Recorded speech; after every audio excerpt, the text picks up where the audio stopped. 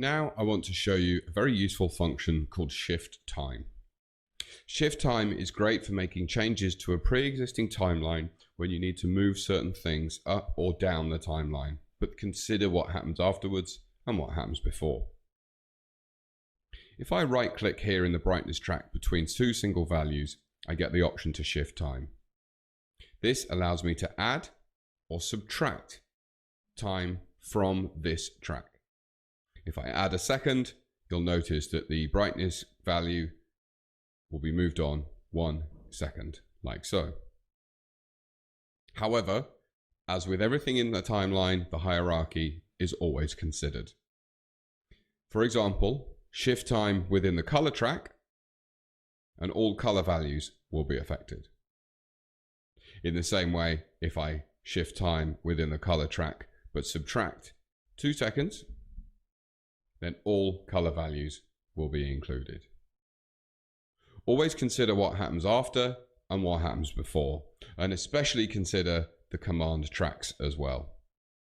If I need to make sure that everything in my timeline is going to be affected because I need to place more values into the timeline itself, then go right to the top of the network, right click, shift time, and add your timings in here.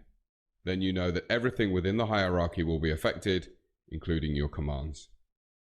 This is especially useful when you have a timeline with many tracks, potentially many hypnotizers, and you need to move everything along in order to make space for new programming.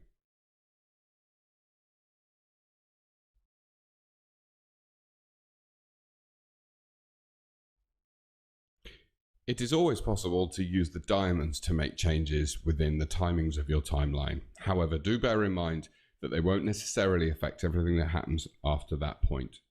So if I want to move all of my color controls, I can take the diamond from the top of the network, move that down or up the timeline as I like. Same can be said with all other values. And I can even group select if I want.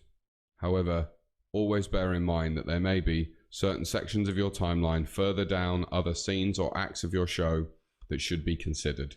Hence why the difference between shift time and single diamond control of events is always worth considering which is more appropriate. Diamonds are also useful when you need to resync certain sections and make sure that everything is happening at the right time. You'll notice as you bring your diamonds together, they will turn yellow to show you that all values now exist within the same point.